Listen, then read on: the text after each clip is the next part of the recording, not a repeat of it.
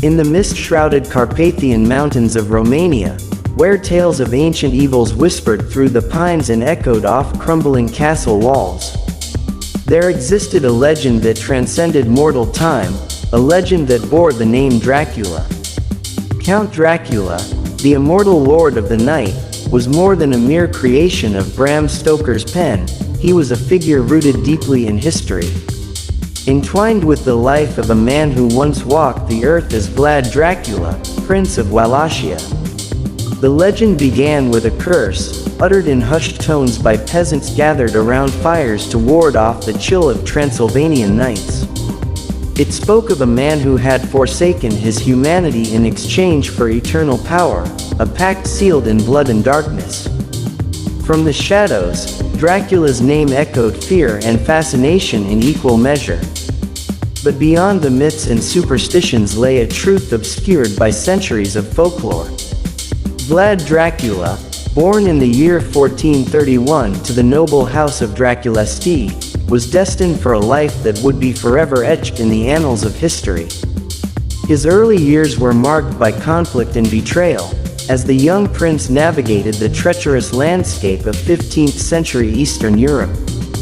Vlad's ascension to power was marred by the brutal realities of his time, a period when political intrigue and warfare shaped the destinies of nations.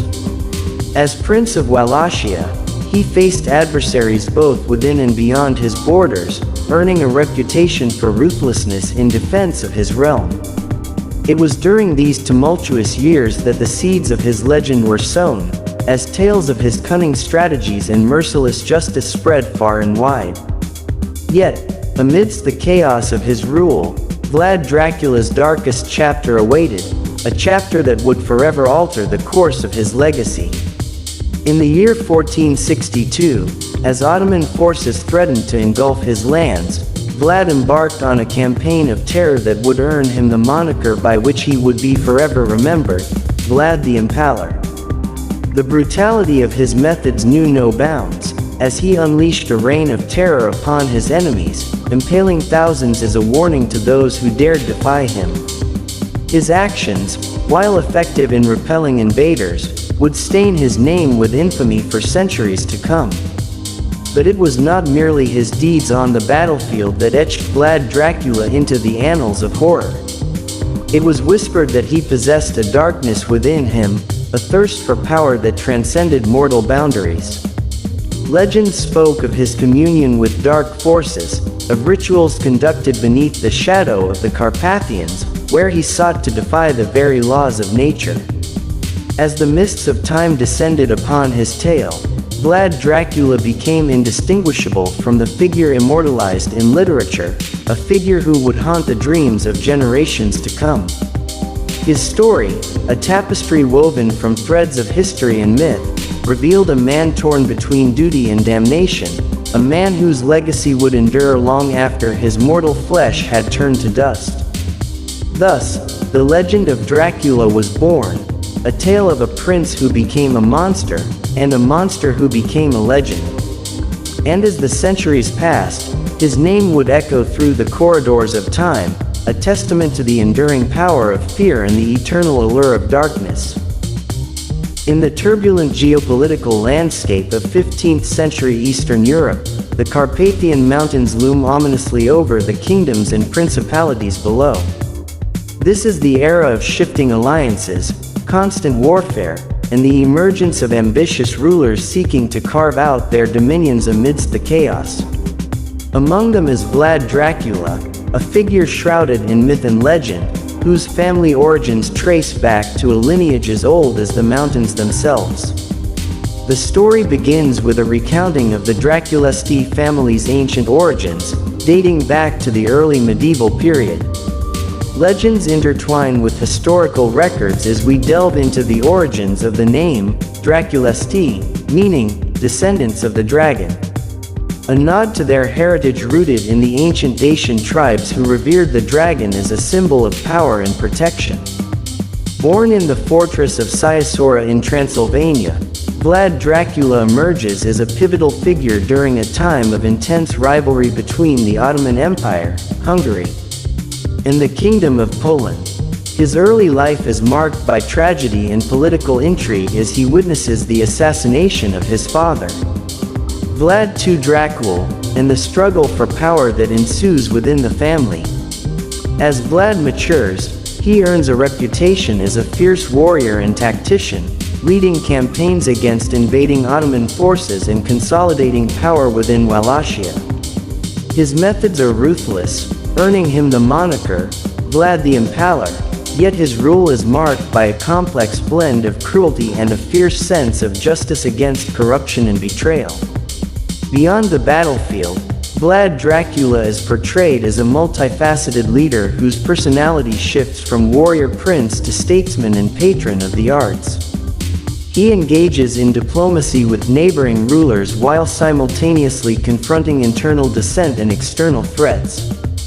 This chapter explores the psychology behind his actions and the legends that begin to surround his name. The final chapter examines Vlad Dracula's legacy in both historical and popular culture. It delves into the evolution of his image from a feared ruler to a literary archetype, immortalized in Bram Stoker's novel, Dracula, and subsequent adaptations. The chapter also discusses the lasting impact of his reign on the region and how his story continues to fascinate and intrigue audiences centuries later. In conclusion, Dracula, Prince of Many Faces, the Land of the Dragon, provides a comprehensive exploration of Vlad Dracula's life and legacy against the backdrop of 15th century Eastern Europe. It intertwines historical facts with the enduring myths and legends that have shaped our perception of one of history's most enigmatic figures. Through this narrative, readers gain a deeper understanding of the complexities of power, identity, and the enduring allure of the vampire prince known as Dracula. The story begins in the fortress of Siasora, Transylvania, in the year 1431, where Vlad III, later known as Vlad Dracula, is born into the noble house of Draculesti. His father, Vlad Dracula, is the voivode prince of Wallachia, a principality in what is now modern-day Romania. From his earliest days, Vlad III is surrounded by the intrigue and complexities of medieval politics. Vlad's early childhood is marked by a blend of privilege and uncertainty. At a young age, he is sent to live in the court of the Ottoman Sultan Murad II as a hostage, a common practice among noble families to ensure loyalty and foster diplomatic ties. During his time in captivity, Vlad receives a formal education in languages, military strategy, and diplomacy, laying the foundation for his future ambitions as a ruler. After years of captivity, Vlad returns to Wallachia amidst a backdrop of political turmoil. His father, Vlad Dracula, is embroiled in conflicts with neighboring rulers and struggles to maintain autonomy against the encroaching Ottoman Empire. Vlad III witnesses firsthand the challenges of governance and the constant threat of betrayal and invasion that shape his understanding of power. Following the assassination of his father and elder brother, Vlad III ascends to the throne of Wallachia in 1448. His reign is immediately challenged by internal dissent and external threats, particularly from the Ottoman Empire under Sultan Mehmed II. Vlad's early experiences in captivity and his education shape his approach to leadership, marked by a fierce determination to defend his principality against foreign domination.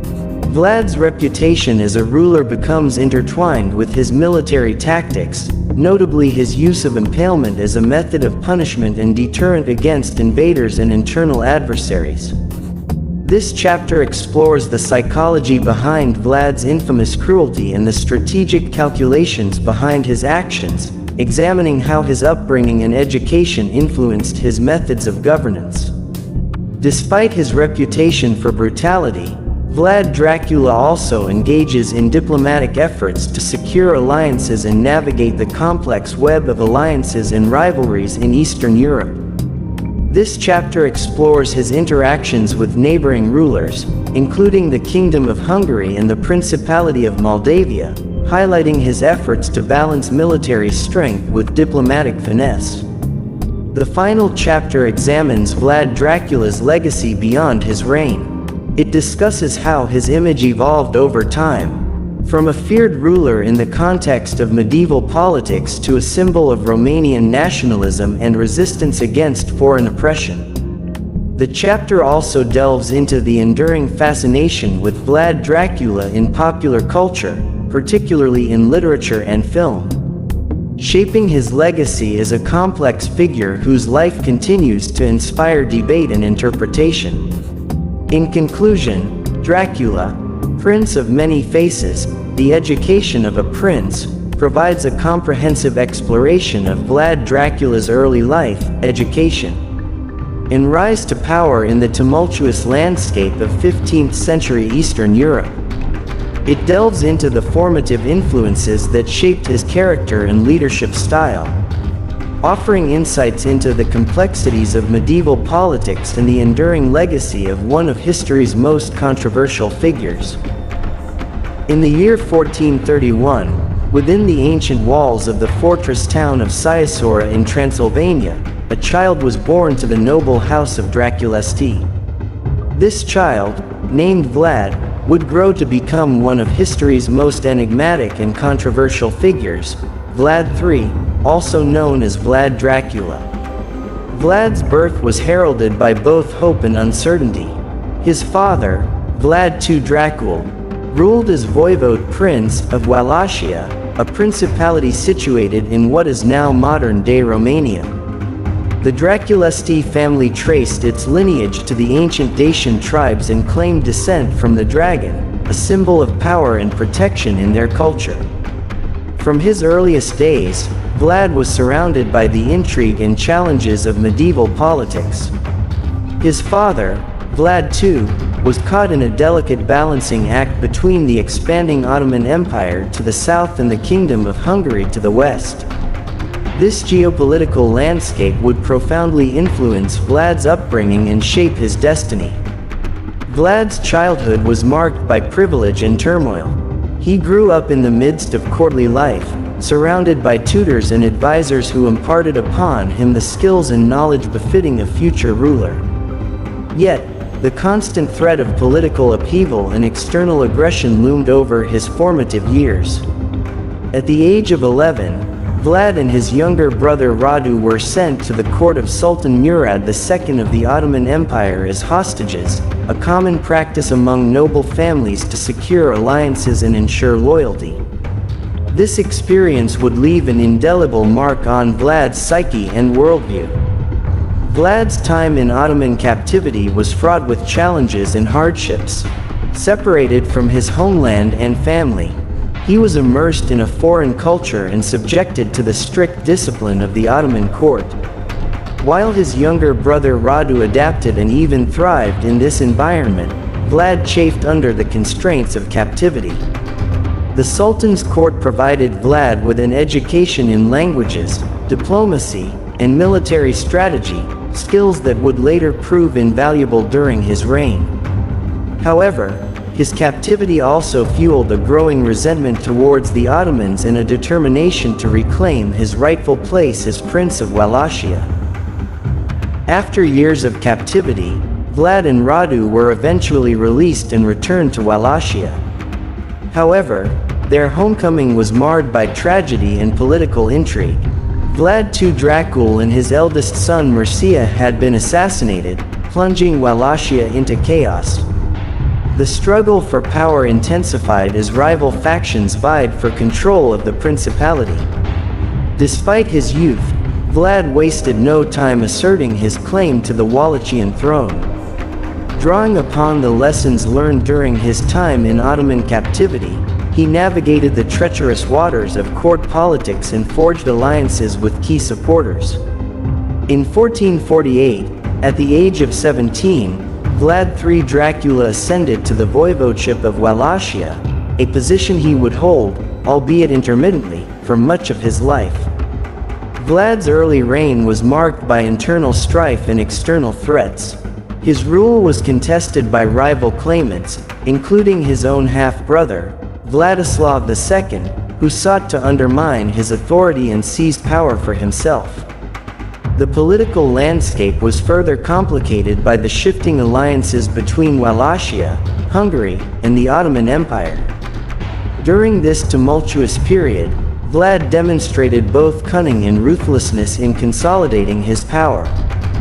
He employed strategic marriages, alliances, and military campaigns to strengthen his position and defend Wallachia against external adversaries. However, his methods earned him a reputation for brutality, particularly his use of impalement as a form of punishment and deterrent, a tactic that would later define his legacy. The legacy of Vlad Dracula is as complex and multifaceted as the man himself. He is remembered not only for his military prowess in resistance to foreign domination but also for his brutal methods of governance. The epithet, Vlad the Impaler, would come to symbolize his ruthless reputation, immortalized in both history and popular culture. Yet, Vlad's legacy extends beyond his fearsome persona. He is revered in Romania as a national hero who defended his homeland against invaders and upheld the principles of independence and sovereignty. His story has inspired countless works of literature, art, and film, cementing his place in the pantheon of historical figures who continue to captivate the imagination of people around the world. In conclusion, Dracula, Prince of Many Faces, a son of the dragon, offers a comprehensive exploration of Vlad Dracula's youth, early challenges, and ascent to power in the tumultuous landscape of 15th-century Eastern Europe. It delves into the formative experiences that shaped his character and leadership style, revealing a man whose life was defined by ambition, resilience, and a relentless pursuit of power in the face of adversity.